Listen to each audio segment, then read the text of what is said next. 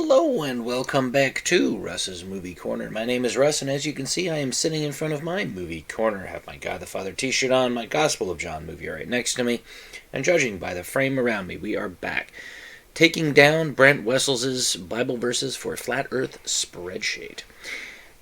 In the last video, we kind of talked about this part right up here where it says moving stars are not planets. Mercury, Venus, Jupiter with the 12 stars mentioned. It wasn't.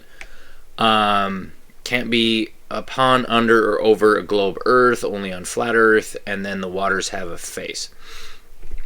And so, we're talking today about the book of Ecclesiastes, where he is talking about under the sun.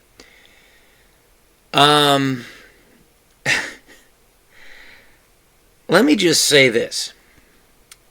The book of Ecclesiastes, okay, when he's using the term under the sun, okay,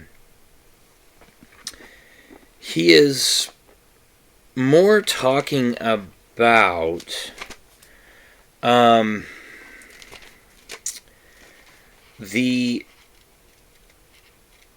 like if you've heard the famous phrase, there is nothing new under the sun. I was actually surprised to find out that that was a biblical verse. Okay? Ecclesiastes 1:9. Okay? Because my parents used to quote that to my brother and I all the time when we were kids. Hadn't read the Bible at that time, and so I didn't know that that's where it came from. And so when I did finally sit down and start reading through the Bible, and I came across the book of Ecclesiastes, and I started reading it, and I got to 1:9. What has been will be again. What has been done will be done again. There is nothing new under the sun. And basically what he's saying there when he's saying there's nothing new under the sun, he's not saying that the earth is literally flat and so we're under the sun and the sun is above us, orbiting around some, magical flat plane. It's more a case of him just saying that, like, really, I mean, if you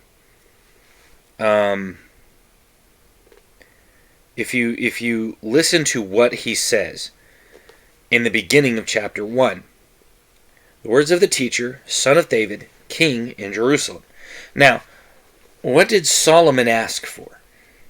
Okay, if you remember, God came to Solomon after David died, and Solomon was appointed king over Israel, and he said, I will give you anything you ask for. Okay? Just name it. It's yours. What did he ask for? Pretty simple. He said, just give me the wisdom to govern the people. Okay? This was likely written towards the end of his life. As you know, Solomon, the longer he reigned, the worse he got. Not in terms of becoming a despot or anything like that, just in terms of he had so much wisdom that he just didn't know what to do with it all. And so he started misusing the wisdom instead of actually using the wisdom. So, again, he's calling himself the teacher, son of David, king in Jerusalem. Meaningless, meaningless, says the teacher, utterly meaningless. Everything is meaningless. What does man gain from all his labor, at which he toils under the sun? Generations come and generations go, but the earth remains forever. The sun rises and the sun sets, and hurries back to where it rises. The wind blows to the south and turns to the north. Round and round it goes, ever turning on its course. All streams flow into the sea, yet the sea is never full. To the place the streams come from, there they return again. All things are wearisome, more than one can say. The eye never has enough of seeing, nor the ear its fill of hearing. What has been will be again. What has been done will be done again. There is nothing new under the sun. Is there anything of which one can say, look, this is something new? It was here already long ago. It was here before our time. There is no remembrance of men of old, and even those who are yet to come will not be remembered by those who follow. I, the teacher, was king over Israel and Jerusalem. I devoted myself to study and to explore by wisdom all that has been done, all that is done under heaven. What a heavy burden God has laid on men. I have seen all the things that are done under the sun. All of them are meaningless, a chasing after the wind. What is twisted cannot be straightened. What is lacking cannot be counted. I thought to myself, look, I have grown and increased in wisdom more than anyone who has ruled over Jerusalem before me. I have experienced much wisdom and knowledge. Then I applied myself to the understanding of wisdom, and also of madness and folly. But I learned that this too is a chasing after the wind. For with much wisdom comes much sorrow. The more knowledge, the more grief. And then he goes on, talks about pleasure being meaningless, wisdom and folly are meaningless, toil is meaningless, and then the famous time passages in chapter 3. Okay? So if we look at the different verses of what Solomon is saying here, okay? Like for instance, we go to 2:11.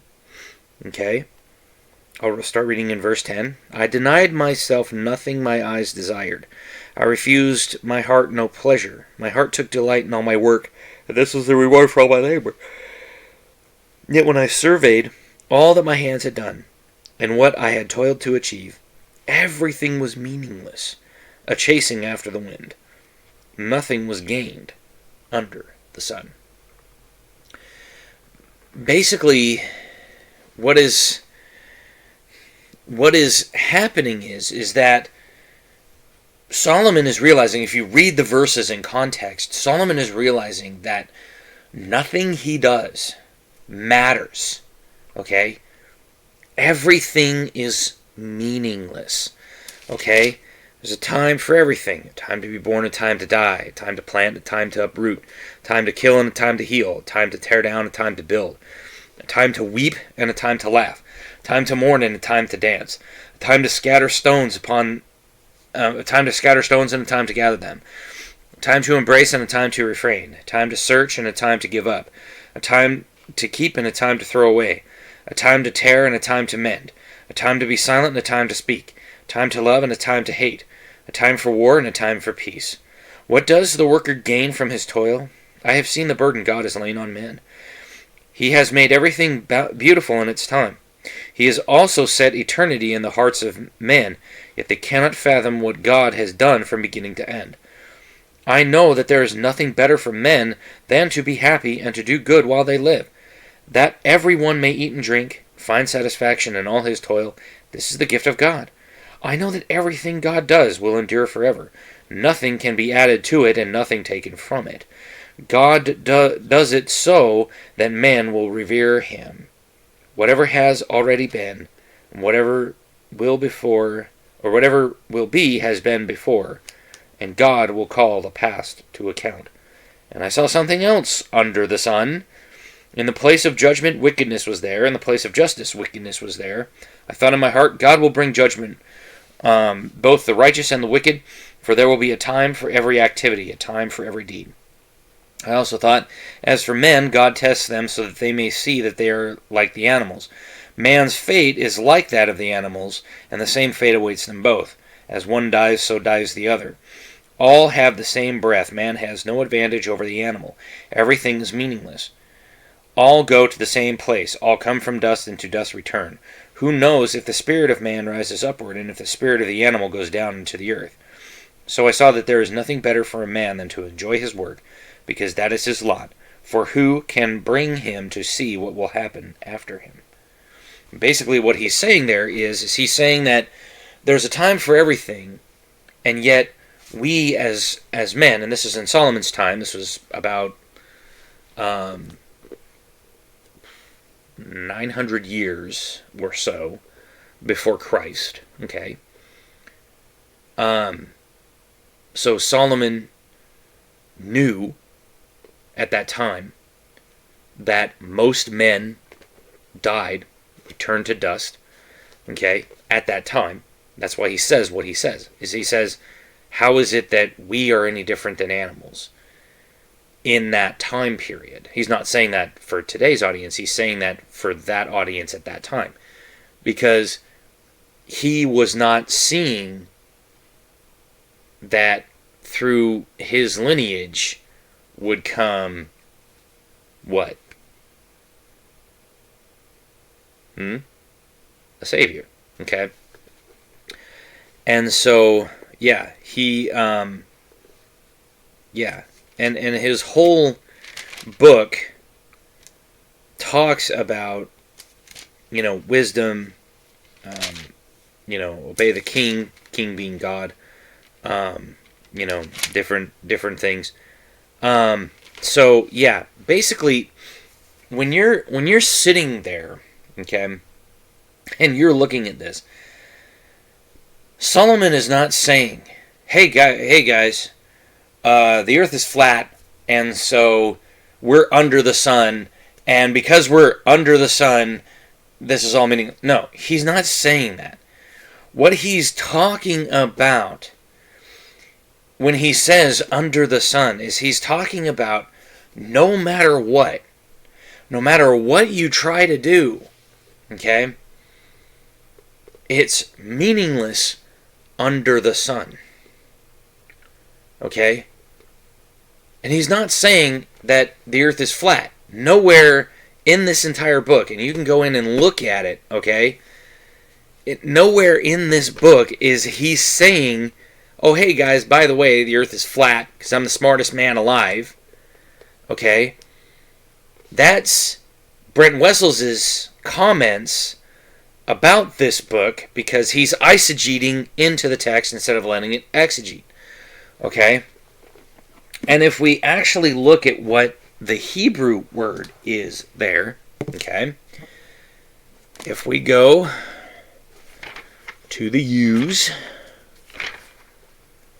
because we'll just do that really fast, okay, we'll find that he's not saying that it's under in terms of like the way that everything is, the way that it's supposed to be, because it's the same thing as, it's the same word that is translated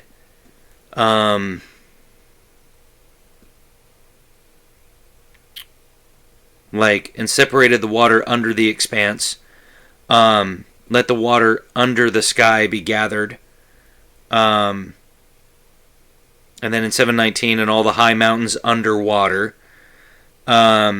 So it's translated that same word, but basically it's 93:93.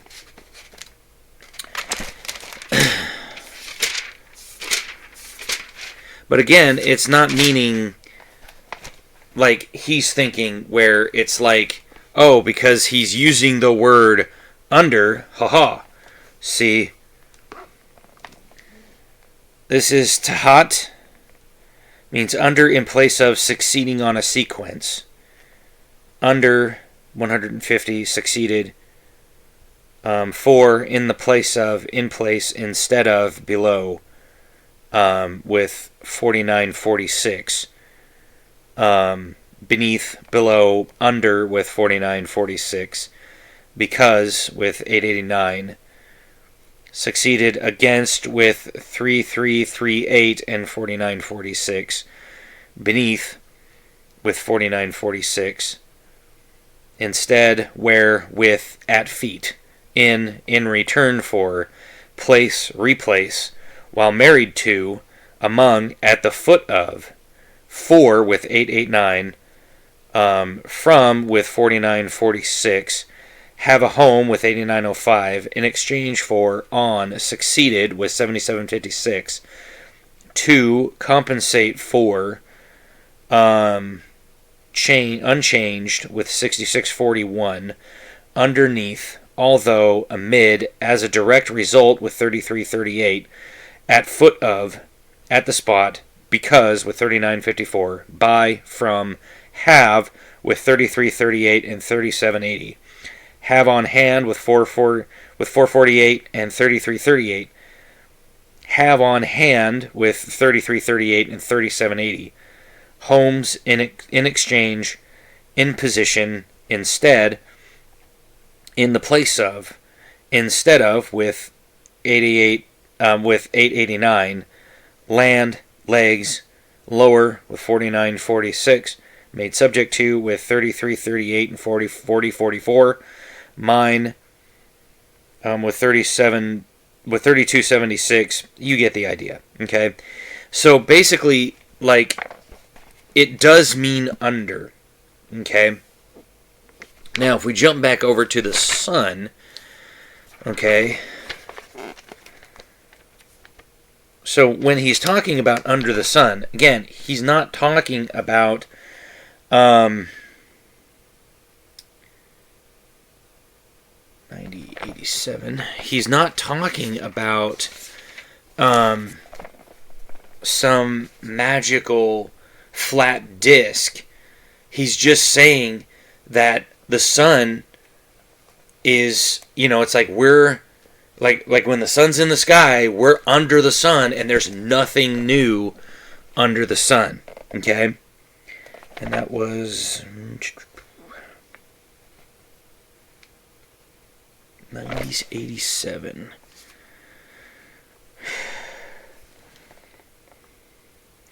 Semez.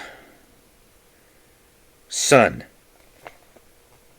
Sun, sunset, east, sunrise, east, east, sunrise, sunset, west, battlements, broad daylight, east, east, yeah. So, basically, yeah, it just means the sun. And so, again, it's not literally saying that something is completely, like, here's the earth as a flat plane and the sun is up here and it's going like this around us, okay? It's just saying in a figurative sense that we're here under the sun because the sun rises in the east, goes up over our heads, sets in the west, okay? And we as human beings are under the sun, figuratively speaking, okay? And that's all it means. And that's all he's talking about when he's talking about something that is under the sun. Okay? Now, this is going to get idiotic quick. As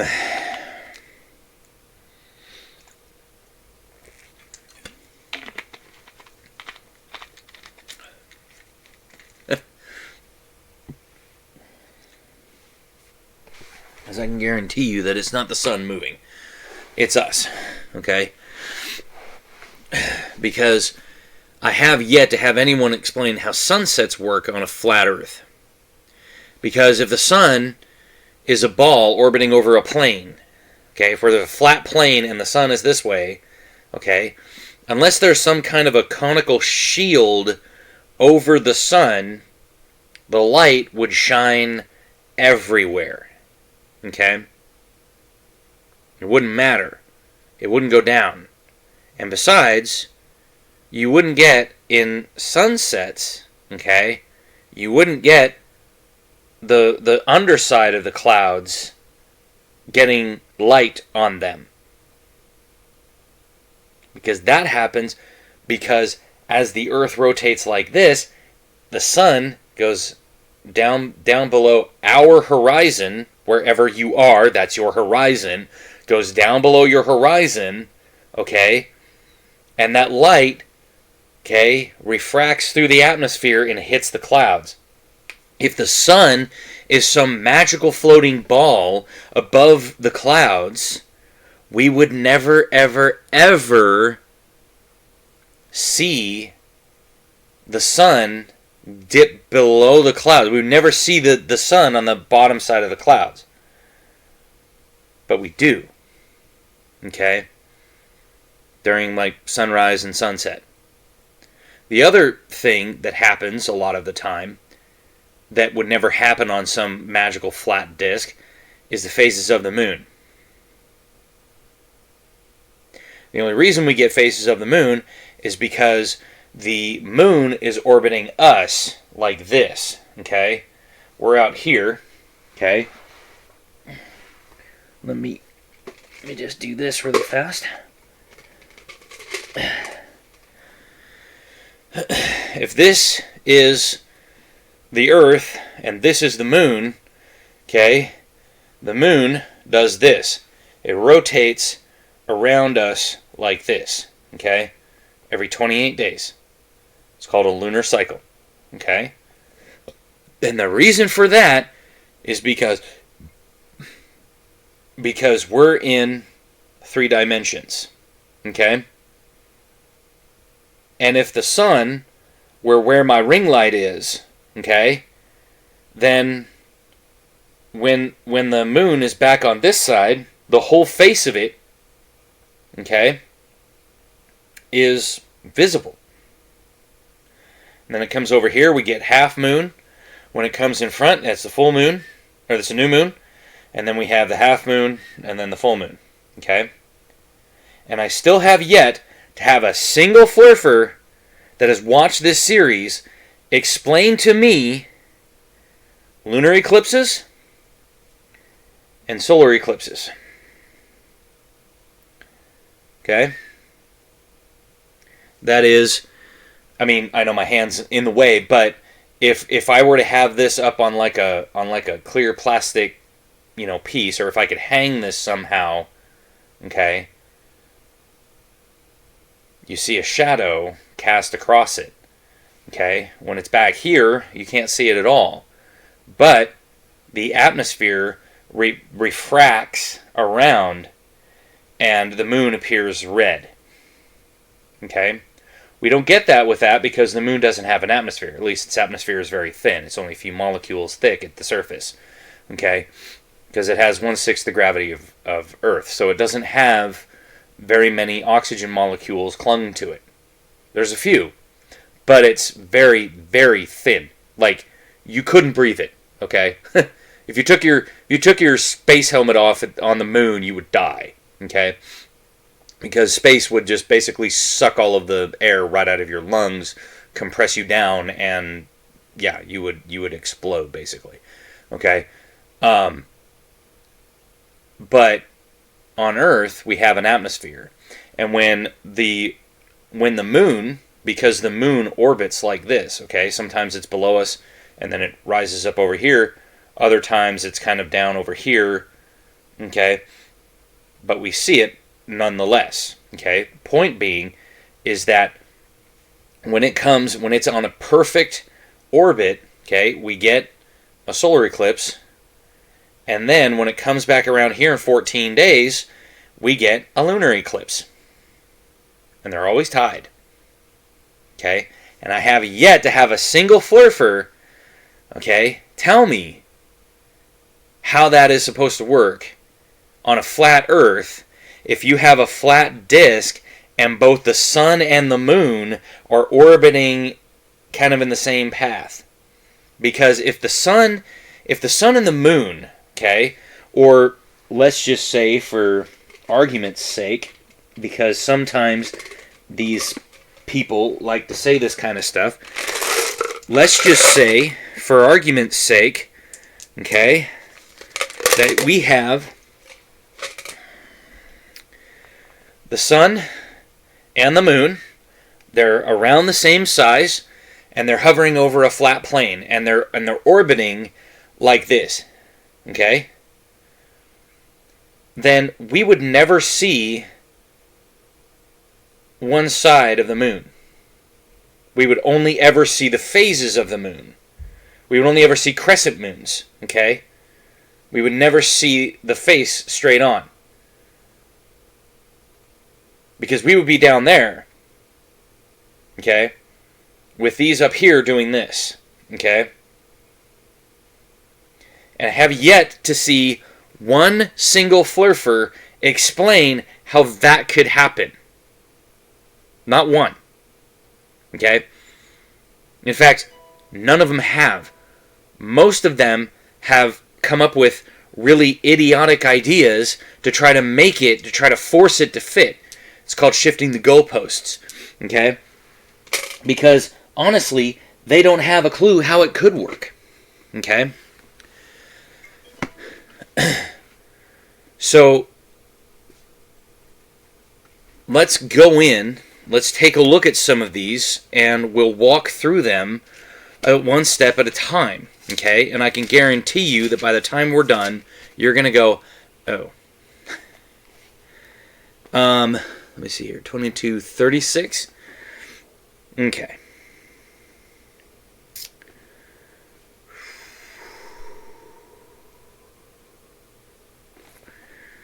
Okay. Ahab killed at Ramoth Gilead. So the king of Israel and Jehoshaphat, king of Judah, went to Ramoth Gilead. King of Israel said to Jehoshaphat, I will enter the battle in disguise, but you wear royal robes. So the king of Israel disguised himself and went into battle. Now the king of Aram had desired his 32 chariot commanders, had ordered his 32 chariot commanders, do not fight with anyone, small or great, except the king of Israel. When the chariot commanders saw Jehoshaphat, they thought, surely this is the king of Israel. So they turned to attack him. But when Jehoshaphat cried out, the chariot commanders saw that he was not the king of Israel and stopped pursuing him. But someone drew his bow at random and hit the king of Israel between the sections of his armor. The king told his chariot driver, wheel around and get me out of the fighting.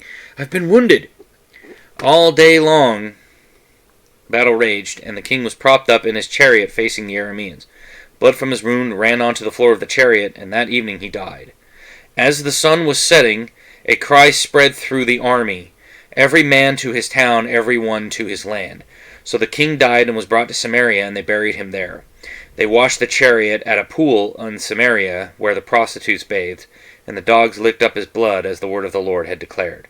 As for the other events of Ahab's reign, including all he did, the palace he built was inlaid with ivory, and the cities he fortified, are they not written in the book of the annals of the kings of Israel? Ahab rested with his fathers, and Ahaziah, king, his son, succeeded him as king. So it's talking about the sunset, dude. It's not talking about the sun moving. It's talking about the sun setting. Okay, it's literally talking about what time of day it is. Okay, because, I mean, basically, he got shot. Okay, and so his chariot, you know, his commanders kind of propped him up in the chariot so that he would look important, so that he would look like he was doing something, and yet, like, nobody thought to, like, pull the arrow and, like, bind his wound and, like, try to save him. And then basically, yeah, he died. Okay? And, like, and then his people were like, whoa! Get back to your own towns and cities, man. Like, this is, yeah, this guy died. Every man to his town, everyone to his land. Yeah, so it says, as the sun was setting. Yeah, it's literally talking about the sun going down, the sun setting, okay? It's not talking about the sun moving. It's literally talking about sunset. Because again, how does that work on your flat earth? If it's the sun moving, how does sunsets work? Okay? Second Chronicles.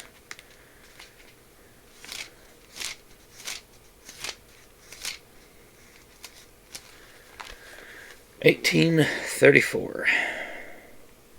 Oh, this is the same story about King Ahab being killed at Ramoth Gilead. Because you have to understand that the books of 1st and 2nd Samuel and 1st and 2nd Kings are retold in more of a kind of a news way, kind of like, hey, this is how we're doing things, this is how we're doing things, this is how we're doing things. And that becomes like, it almost reads more like an encyclopedia or more like a biography of people's lives rather than the accounts in, like, say, Kings, which kind of talks more about different things. So, yeah, literally starting in 28 in verse 28 of chapter 18. So the king of Israel and Jehoshaphat king of Judah went up to Ramoth Gilead. The king of Israel said to Jehoshaphat, I will enter the battle in disguise, but you wear your royal robes. So the king of Israel disguised himself and went into battle. Now the king of Aram had ordered his chariot commanders, do not fight with anyone, small or great, except the king of Israel. When the chariot commanders saw Jehoshaphat, they thought, this is the king of Israel. So they turned to attack him, but Jehoshaphat cried out, and the Lord helped him. God drew them away from him, for when the chariot commanders saw that he was not the king of Israel, they stopped pursuing him. But someone drew his bow at random and hit the king of Israel between the sections of his armor. King told the chariot driver, wheel around and get me out of the fighting, I've been wounded.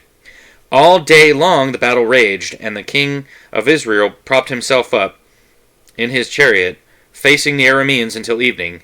Then at sunset, he died.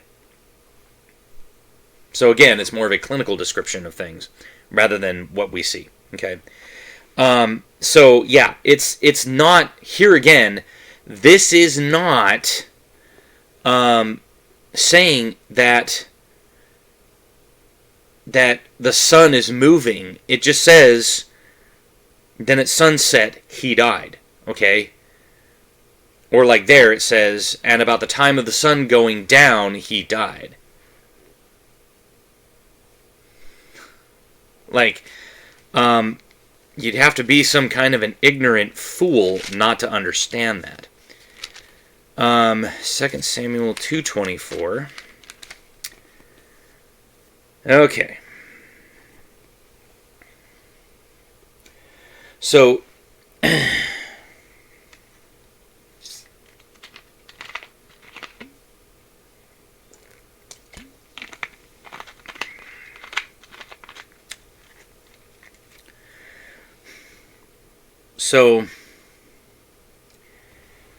David is anointed the king, and Saul, I believe he's dead at this point, because I think he dies at the end of the previous book. Saul takes his life against the Philistines, because Saul and Jonathan both died. And so David is appointed king over Judah. And then you have sort of a war between the houses of David and Saul, because some of the people that were Saul's, that were under Saul's command as he was king, didn't want to admit that Saul was dead. Didn't want to admit that Saul would, was doing that stuff. And so, starting in Verse 14, Then Abner said to Joab, Let's have some of the young men get up and fight hand to hand in front of us. All right, then. All right, let them do it, Joab said. So they stood up and were counted off. 12 men for Benjamin and Ishbosheth, son of Saul, and 12 for David. Then each man grabbed his opponent by the head and thrust his dagger into his opponent's side, and they fell down together. So that place in Gibeon was called Helkath Hazarim. The battle that day was very fierce, and Abner and the men of Israel were defeated by David's men. 3 sons of Zeruiah went there, Joab, Abishai, and Asahel. Now Asahel was fleet-footed as a wild gazelle. He chased Abner, turning neither to the right nor to the left as he pursued him. Abner looked behind him and said, Is that you, Asahel? It is, he answered. Then Abner said to him, Turn aside to the right or to the left, and take one of the young men and strip him of his weapons. But Asahel would not stop chasing him. Again Abner warned Asahel, Stop chasing me! Why should I strike you down? How could I look your brother Joab in the face? But Asahel refused to give up pursuit, so Abner thrust the butt of his spear into Asahel's stomach, and the spear came out through his back. And he fell there and died on the spot. And every man stopped when he came to the place where Asahel had fallen and died. But Joab and Abishai pursued Abner, and as the sun was setting, they came to the hill of Amna near Giah on the way to the wasteland of Gibeon. Then the men of Benjamin rallied behind Abner. They formed themselves into a group and took their stand on top of a hill. Abner called out to Joab, Must the sword devour forever? Don't you realize that this will end in bitterness? How long before you order your men to stop pursuing their brothers? Joab answered, As surely as God lives, If you had not spoken, the men would have continued the pursuit of their brothers until morning. So Joab blew the trumpet, and all the men came to a halt, and they no longer pursued Israel, nor did they fight any more. All that night Abner and his men marched through the Arabah. They crossed the Jordan, continued through the whole of Bithron, and came to Mahanaim. Then Joab returned from pursuing Abner and assembled all his men. Beside Asahel, 19 of David's men were found missing. But David's men had killed 360 Benjamites who were with Abner. They took Asahel and buried him in his father's tomb at Bethlehem. And then Joab and his men marched all night and arrived at Hebron at daybreak. So basically, that particular thing was like, there was like a civil war, okay? And what they were talking about there, so this is the problem, is that it's like Asahel was pursuing Abner, okay? And like Abner's like, dude, stop pursuing me. And Abner's like, no. And then he thrust backwards, okay? And because Abner was running so fast, the wood of the spear like went right through him and killed him because he was running so fast. I mean, it was almost like the guy kind of slowed down a little bit as he thrust backwards, and it's like because Asahel didn't realize what was going on, he just kept running and the spear just went right through him, okay? And so Joab was pursuing Abner for killing his brother, okay? And that's what that's talking about, okay? Again, that's not talking about the sun moving. That's talking about as they pursue, the sun set. Okay? They're talking about the time of day. They're not talking about the sun moving. Okay? Over some magical flat land. I'm going to go here to 335 and then we'll go to 23:4. Okay? Now,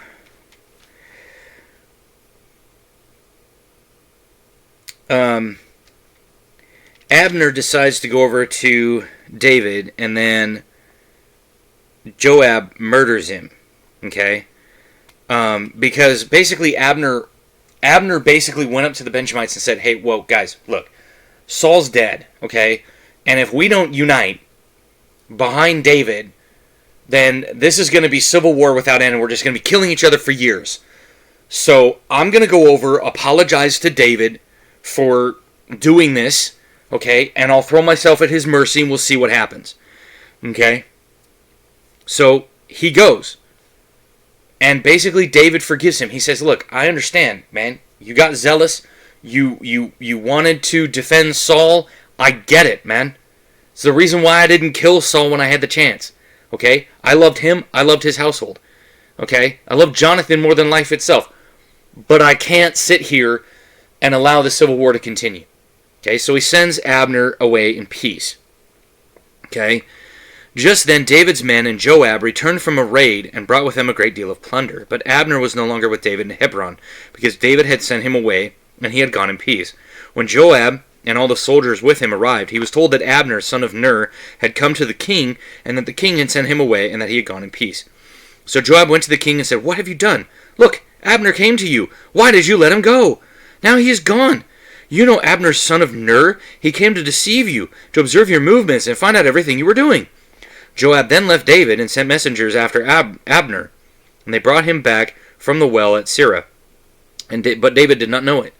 But when Abner returned to Hebron, Joab took him aside into the gateway to speak with him privately. And there, to avenge the blood of his brother Asahel, Joab stabbed him in the stomach, and he died. Later, when David heard about this, he said, I and my kingdom are forever innocent before the Lord concerning the blood of Abner son of Ner. May his blood fall upon the head of Joab and upon his father's house. May Joab's house never be without someone who has a running sore or leprosy, or who leans on a crutch, or who falls by the sword, or who lacks food. Joab and his brother Abishai murdered Abner because he had killed their brother Asahel in the battle of Gibeon. Then David said to Joab and all the people with him, Tear your clothes and put on sackcloth, and walk in mourning in front of Abner. King David himself walked behind the bier. They buried Abner in Hebron, and the king wept aloud at Abner's tomb. All the people wept also. The king sang this lament for Abner. Should Abner have died as the lawless die? Your hands were not bound, your feet were not fettered. You fell as one falls before wicked men.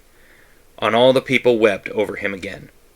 Then as they came out and urged David to eat something while it was still day, but David took an oath, saying, May God deal with me, be it ever so severely, if I taste bread or anything else before the sun sets. Okay? Then all the people took note and were pleased. Indeed, everything the king did pleased them. So on that day all the people and all Israel knew that the king had no part in the matter of Abner, son of Ner. And the king said to his men, Do you not realize that a prince and a great man has fallen in Israel this day? And today, though I am the anointed king, I am weak, and these sons of Zeruiah are too strong for me. May the Lord repay the evildoer according to his evil deeds. So basically, that's, so in that passage there, the one that we quoted there in verse 35, David is just saying, until the sun goes down, because that's the end of the day, technically, in the Jewish tradition, okay, the new day starts when the sun goes down, okay?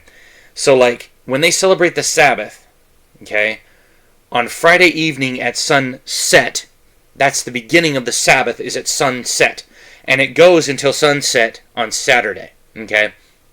And so that's their day, is the night, and then the next day, okay? So that's why he's saying, until the sun sets, basically until there's a new day, I'm not going to eat anything. Okay? That's all he's saying. Again, he's not saying, oh, hey, guys, look, the sun is magically moving in the sky. That's not what he's saying. He's just saying, until the sun sets, that's it. Okay? Like, this guy doesn't seem to realize that he's actually debunking his own arguments. 23:4.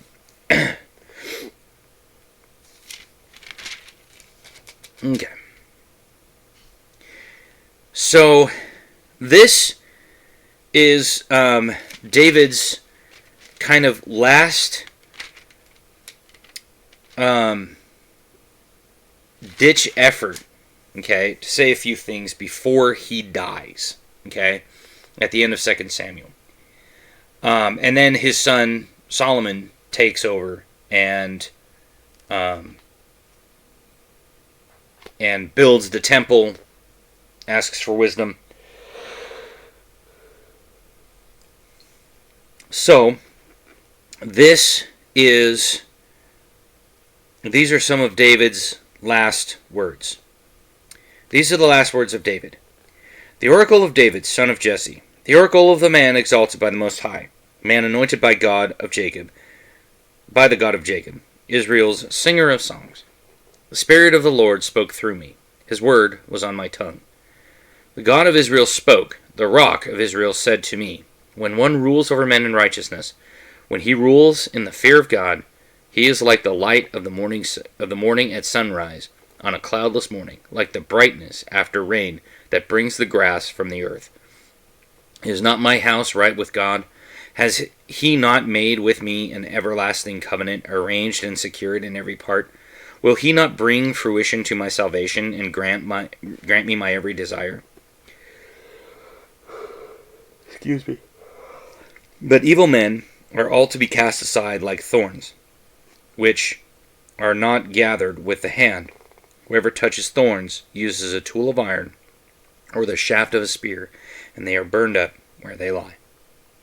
And then he counts his fighting men. He counts his mighty men and his fighting men, and then he builds an altar to the Lord. Okay. And then basically, like, right before he dies, Adonijah basically sets himself up as king. But then, like, Bathsheba comes to David and says, hey, remember what you said? You said my son would be the one on the throne. Well, now Adonijah set himself up on the throne. And so, yeah, basically, David gives the throne over to Solomon. Solomon ousts Adonijah. And then Solomon becomes king over Israel. And then Solomon asks God for wisdom. So, that's that. So, again, he's... Again, I mean, he's trying to say, oh, see, it says the sun rises. No, that's not what he's saying. Okay?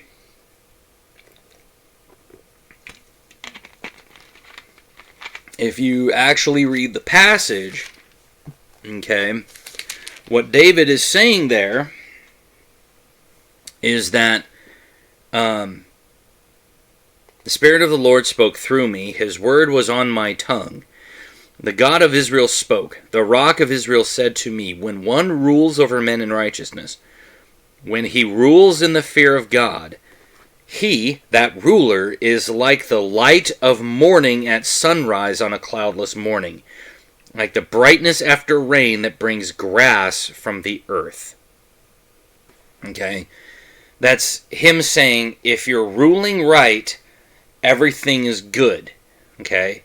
If you're ruling in the fear of God and righteousness and with righteousness, then you're going to be blessed by God. He's going to bless you. Okay, that's basically what he's talking about there. He's using that as hyperbole. Okay, it's everywhere in the scriptures. Okay, and if you can't understand that, then you don't understand anything. And it seems like I've been saying that for months now. Amos. Another prophetic book, because why not?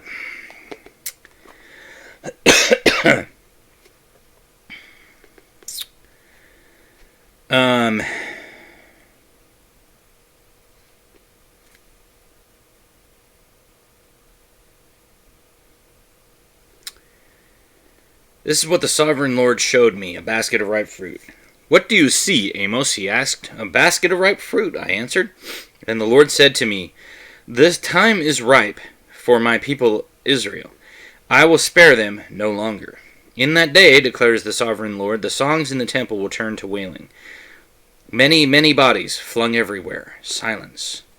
Hear this, you who trample the needy and do away with the poor of the land, saying, when will the new moon be over, that we may sell grain, and the Sabbath be ended, that we may market wheat, skimping the measure, boosting the price, and cheating with dishonest scales, buying the poor with silver and the needy for a pair of sandals, selling even the sweepings with the wheat.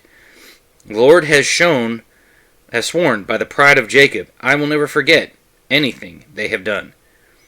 Will not the land tremble for this, and will not all who live in it mourn? The whole land will rise like the Nile. It will be stirred up, then sink like the river in Egypt. In that day, declares the sovereign Lord, I will make the sun go down at noon, and darken the earth in broad daylight. I will turn your religious feasts into mourning, and all your singing into weeping. I will make all you wear sackcloth, and shave your heads. I will make that time like mourning for an only son, at the end of it, and the end of it like a bitter day. The days are coming, declares the sovereign Lord, when I will send a famine through the land, not a famine of food or a thirst for water, but a famine of hearing the words of the Lord. Men will stagger from sea to sea and wander from north to east, searching for the word of the Lord, but they will not find it. In that day, the lovely young women and strong young men will faint because of thirst. They who swear by the shame of Samaria, or say, as surely as your God lives, O Dan, or as surely as the God of Beersheba lives, they will fall, never to rise again. So he's prophesying the destruction of Israel. Okay? That's what he's doing there. He's not saying, I mean, God can do whatever he wants. Like, he could definitely make the sun go down at noon. But that's not saying, here again, that the sun is the one that is moving. Okay? That's not what God's saying there. He's not saying, oh, hey guys, look, there's a magical flat disk and the sun's above it, and I'm going to cause it to, like, disappear in the middle of the day. It's not what he's talking about there. Okay? I mean, you'd have to be some kind of an absolute idiot not to understand this. Now, let's go back to Daniel chapter 6, because, again, prophetic book. Why not? Are you kidding me? So this is Daniel in the lion's den. This is what this chapter is, okay?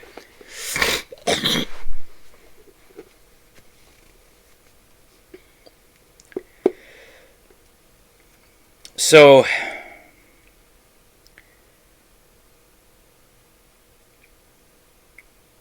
basically,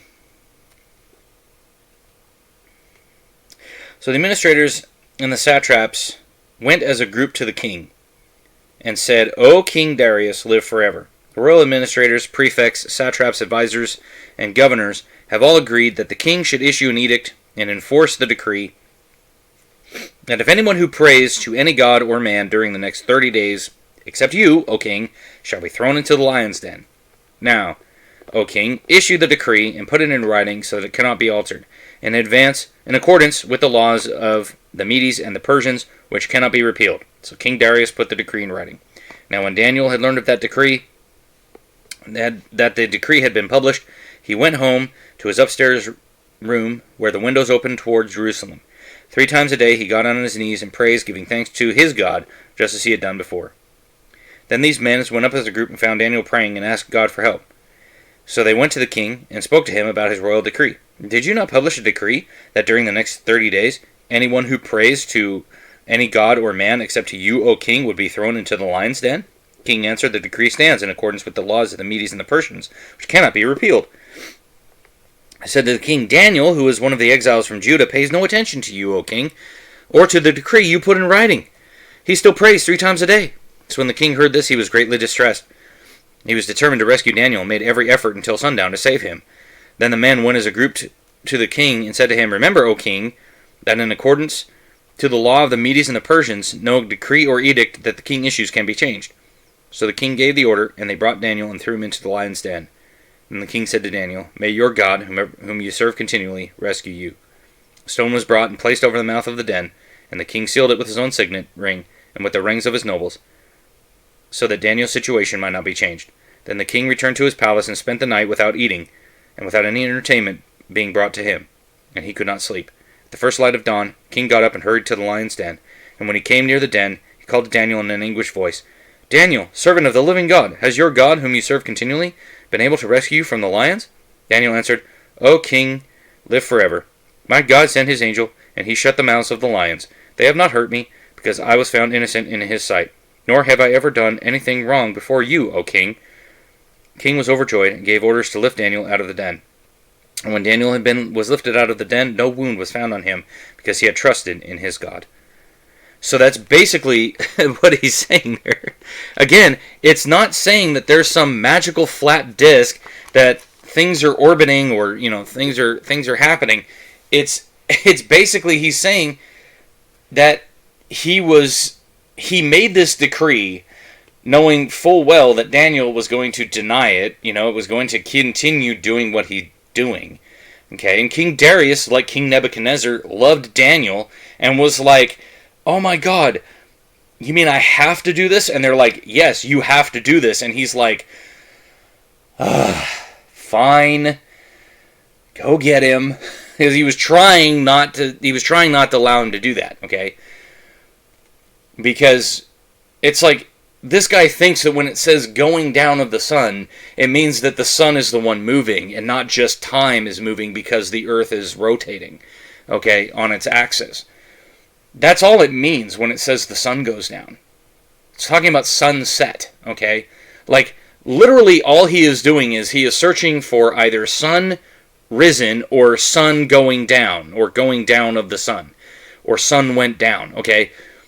Like, literally, this guy is probably one of the worst Bible scholars I've ever seen. Because if he thinks that this is some magical gotcha moment, okay, that says, "Aha, see, the Bible says the sun is moving." No, it doesn't. Because it's literally talking about sunrise and sunset, okay? Everything that he has posted here is talking about sunrise or sunset, okay? I mean, like, honestly, it is so stupid to eisegete this hard into the text. Because, honestly, it doesn't do anything, okay, for your credibility. If anything, it undercuts your credibility, okay? So anyway, smash that like button, hit subscribe, drop a comment below, let me know what you think of the series so far, and as we say, we will see you on the next one.